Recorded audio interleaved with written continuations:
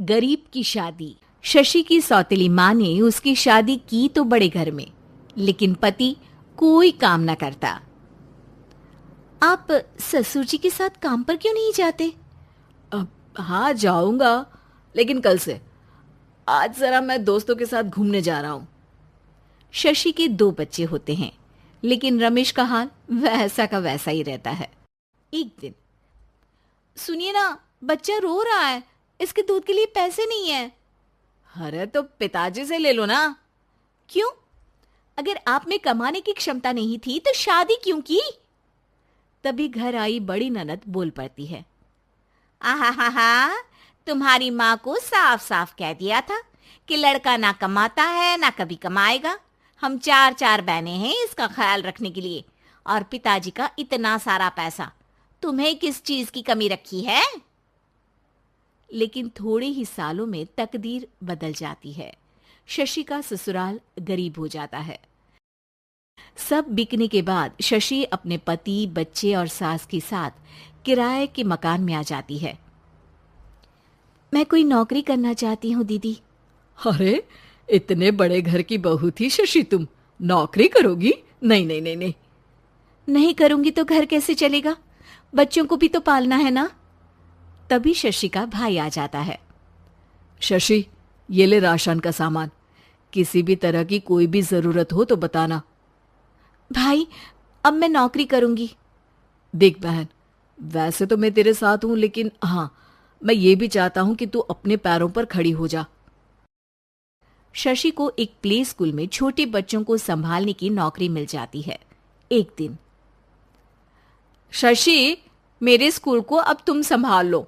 मैं कुछ दिनों के लिए अपने बेटे के पास जा रही हूं। लेकिन प्ले स्कूल अकेले मैंने कभी नहीं संभाला है। अब ये सब मैं नहीं जानती। इतने महीनों में तूने जो देखा, बस पूरे आत्मविश्वास के साथ उसे करना। शशि नीलम के जाने के बाद पूरे 1 महीने उसका स्कूल अकेले संभालती है, और फिर एक दिन आता है जब वो अपना खुद का स्कूल भी खोल लेती है। वाह शशि, तुमने आज मेरा सर गर्व से ऊंचा कर दिया। तुम्हारा यही आत्मविश्वास तुम्हें बहुत आगे ले जाएगा। नीलम, बहुत आगे जाने की चाह नहीं है, बस ये छोटा सा स्कूल मेरे बच्चों की अच्छी शिक्षा में मेरी मदद करे, यही मैं चाहती हूँ।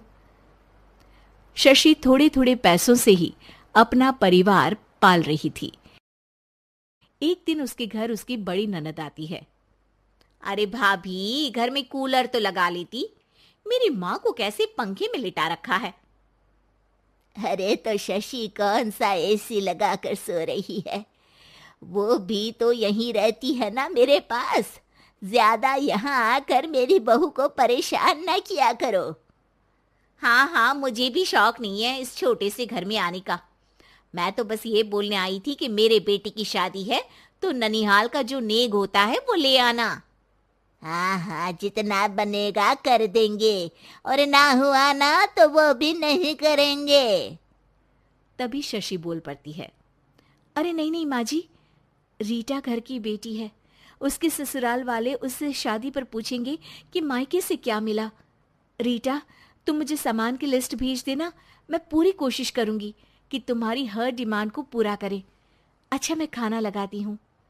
शशि ये बोलकर किचन में चली जाती है। धीरे धीरे कर शशि किसी न किसी तरह अपनी सारी ननदों की डिमांड भी पूरी करती, बच्चों की ख्वाहिशें भी, और उनकी पढ़ाई के लिए पैसे जोड़ती। एक दिन जब शशि का बेटा 12वीं पास करके आता है। माँ, अब तुझे काम करने की जरूरत नहीं है। मैं अब कोई ना कोई नौकरी करके पढ़ाई भी साथ कर लिया करूंगा। शशि को लगता है कि बेटा और आगे पढ़ाई करे, लेकिन वक्त की मार के कारण वो बेटे को काम के लिए हाँ कर देती है। अब बेटा एक बैंक में चपरासी बन जाता है। लड़का देखने में तो बड़ा अच्छा है, अंग्रेजी भी पटर पटर बोलता है, फिर चपरासी क्यों? लड़का सारी बात मैनेजर को बता देता है।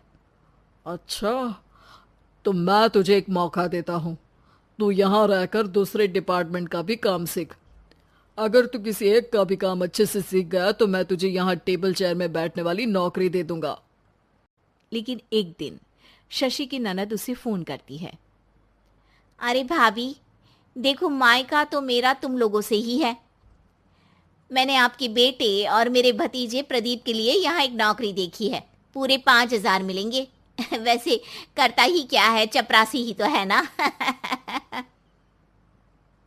कोई बात नहीं रीटा, मैं उसे इस शहर के बाहर नहीं भेजना चाहती हूँ। बाकी वो शाम को आएगा तो मैं पूछ लेती हूँ। वहीं प्रदीप मैनेजर की बात से खुश हो जाता है और मैनेजर के काम पर ही नजर रखने लगता है। वो उनकी तरह के पेपर पढ़ता, काम करता और आने वाले लोगों की बातें सुनता। एक दिन बैंक में ऑडिट वाले आते हैं। ये गलत है, पूरी बैलेंस शीट नहीं मिल रही है, कहीं ना कहीं गड़बड़ है। ए मैनेजर, क्या करते हो? बैंक के पैसों का हिसाब सही नहीं है। मैनेजर के पसीने छूट जाते हैं। तभी प्रदीप वहां जाता है। अब क्या मैं ये बैलेंस शीट देख सकता हूँ? अरे बेटा मजाक नहीं, जाओ पानी लेकर आओ एक गिलास। प्रदीप मैनेजर को पानी लाकर देता है और फिर ऑडिटर से कहता है, देखिए सर, मैं आपको बता सकता हूँ कि कैसे बैलेंस शीट को आप लोग गलत तरीके से जोड़ रहे हैं। ऐसा बोलकर प्रदीप एक एक कर सारे डाउट क्लियर कर देता है। अरे हाँ, ये तो पॉइंट हमने देखे ही नहीं थे। गुड, कौन है ये बच्चा? तभी मैनेजर बोल पड़ता है, अब हमारे यहाँ अकाउंट में नया आया है। ऑडिटर के जाने के बाद, वाह प्रदीप, आज तो तुमने मेरी नौकरी बचा ली। और आपने भी तो मेरी नई नौकरी लगा दी, अकाउंटेंट की। बस फिर क्या था, प्रदीप ने एक बार जो सफलता की सीढ़ी चढ़ी, बस चढ़ता ही चला जाता है। फिर एक दिन शशि की ननद, अरे भाभी कैसी हो? घर को तो बड़ा ही सुंदर चमका रखा है। अरे बेटी, कैसे आना हुआ? तू तो इस छोटे से घर में आना भी नहीं चाहती थी, कोई खास काम है क्या?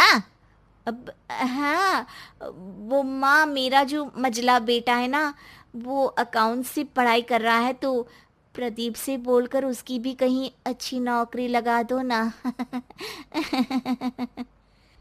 सास और शशि समझ जाते हैं कि कैसे पैसे आते ही लोगों के बात करने के तरीके से लेकर रिश्ते निभाने तक में बदलाव आ जाता है।